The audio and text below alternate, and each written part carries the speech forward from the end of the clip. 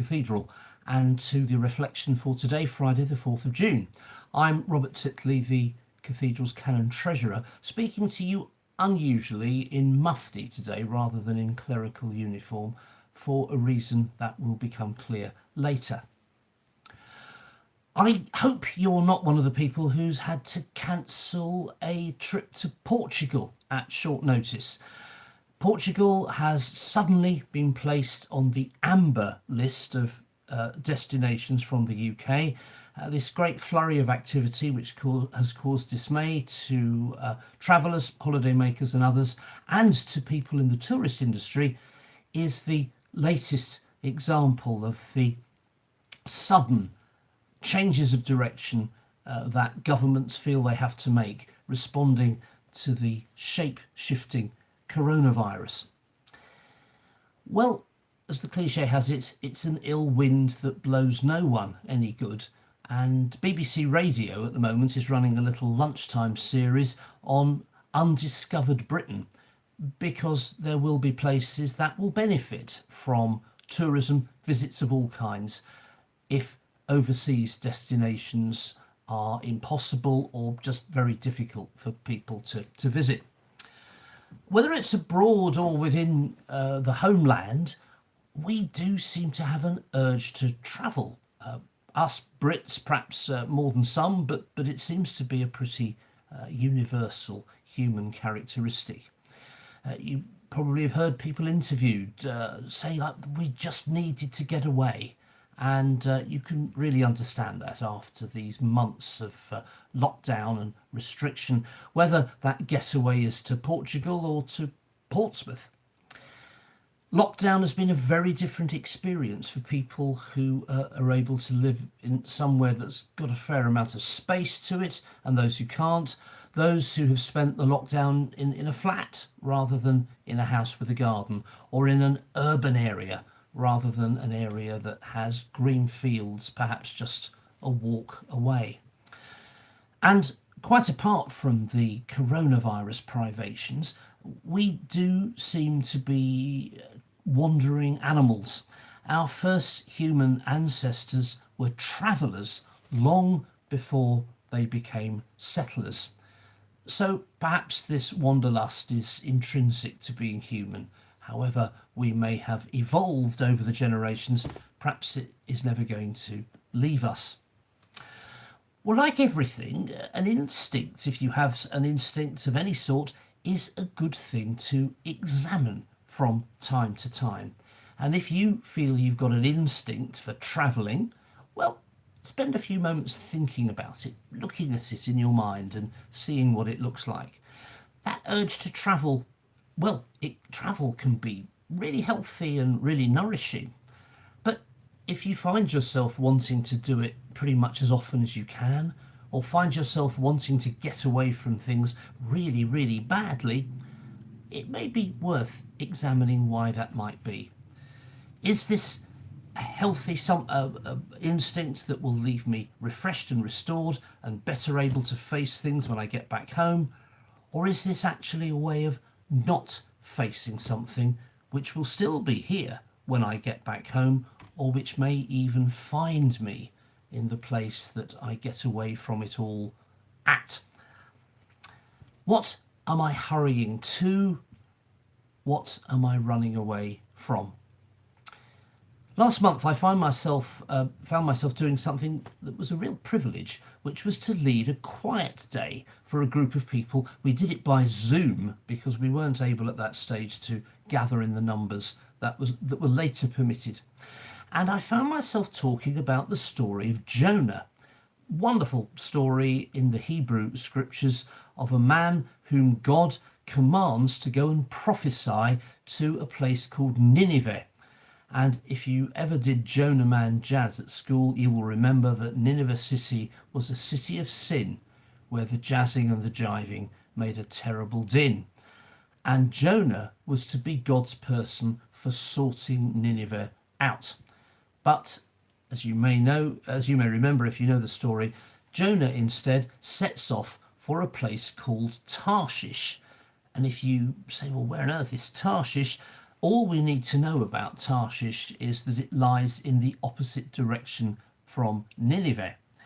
It is as if my boss, Dean Nick, said, "Robert, I really need you to go to a vital meeting in London," and I was seen later boarding a train to Cardiff. Well, I thought I said quite a few wise things on this quiet day, or I thought I did, but the thing that really landed with people more than anything was a throwaway remark of mine, which I'd not really thought about at all. That's often how these things work. And the question was, where is your Tarshish? The place you feel drawn to, or perhaps the activity you feel drawn to as a means of avoiding or escaping the thing that you know you really have to confront in life. Now, I found myself talking about Jonah because of another person, a more recent person in the story of faith, a man called Thomas Merton, a man who was something of a rock star in mid-20th century Christianity, a person who described himself as a man of paradox. Born in 1915 to a New Zealander and an American, and born in France, he, as a young man, was a dissolute student in Cambridge, and then a few years after that found himself a monk in Kentucky.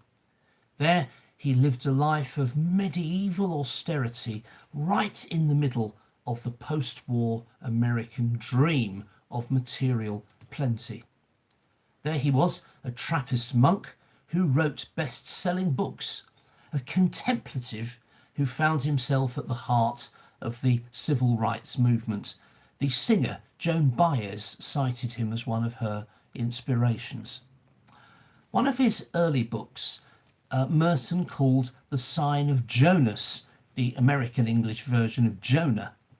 And in his prologue to that book, which he calls Journey to Nineveh, he says this: "Like the prophet Jonah, whom God ordered to go to Nineveh, I found myself with an almost uncontrollable desire to go in the opposite direction. God pointed one way, and all my ideals pointed the other. It was when Jonas was travelling as fast as he could away from Nineveh that he was thrown overboard and swallowed by a whale who took him where God wanted him to go." He goes on, "Like Jonas himself, I find myself travelling toward my destiny in the belly of a paradox." And that was the point of the Jonah story, of course. His attempt to run away from God doesn't work. And because of the ingenious device of a giant fish, he finds himself regurgitated onto a beach that is very close to where God wanted him to be all along. And so it is that even his story of flight from God becomes part of the story of God's relentless faithfulness in calling Jonah to be the person he was destined, created to be. So, back to you and me. You've got an urge to travel? Well, how far will it be a journey that will refresh and restore and make you or me better able to face what we need to face in life? And how far will it be a probably fruitless fleeing from that which you can't actually escape? Where's my Tarshish and where's yours? And the other question might be, as you say, well, actually, yeah, I know where that place is. The next question might be, where is my great fish? That experience which may still be yet to come, in which you find yourself turned around and actually travelling along the journey you were always meant to take towards the place that is actually your destiny. Even our flights and our attempts to escape can become part of the good news, the story of God's relentless faithfulness towards us. Merton himself finishes that prologue to his book with these words: "The very contradictions in my life are in some ways signs of God's mercy to me. Even our mistakes are eloquent, more than we know. Well, a wide-ranging reflection that started in Portugal and led to Jonah and the whale, and then to an American Trappist monk.